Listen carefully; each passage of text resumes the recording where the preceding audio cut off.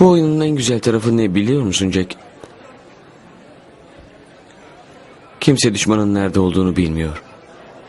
Var olduğunu bile bilmiyor.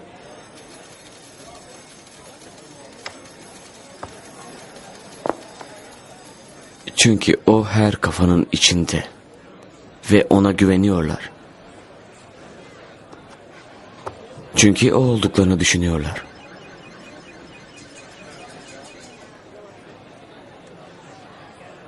Rakibin ustalığını takdir etmek zorundasın. Şah. Bu oyunda çok iyisiniz Bay Green. Bunu biliyorum çünkü ben de bu oyunda iyiyim.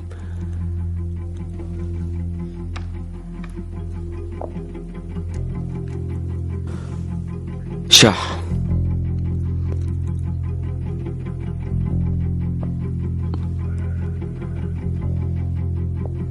Şah.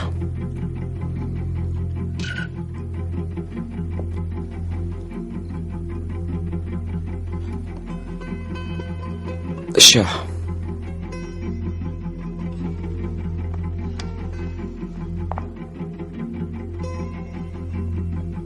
İşin sırrı sana yedirdiğim taşlarda. Onları aldıkça senin akıllı, benimse aptal olduğuma inanacaksın.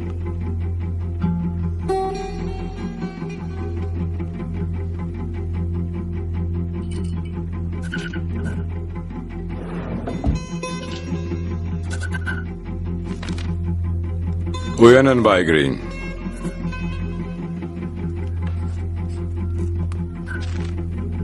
Önünde duran şeyi görmüyorsun.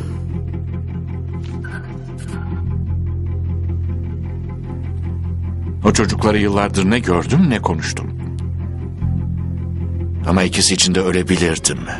Biri bir satranç ustası, diğeri usta bir hilebazdı. Tehlikeli bir kombinasyon. Satranç ve hile.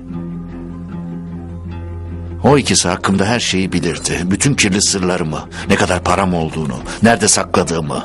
Sahtekar alçaklar beni soydular.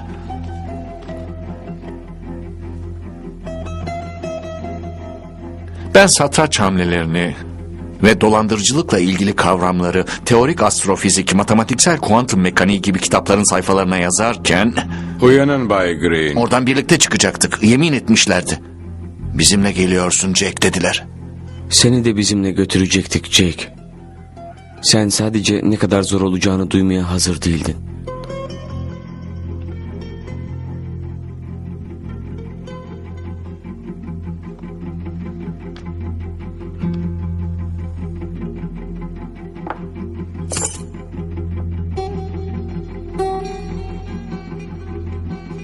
Şahmat.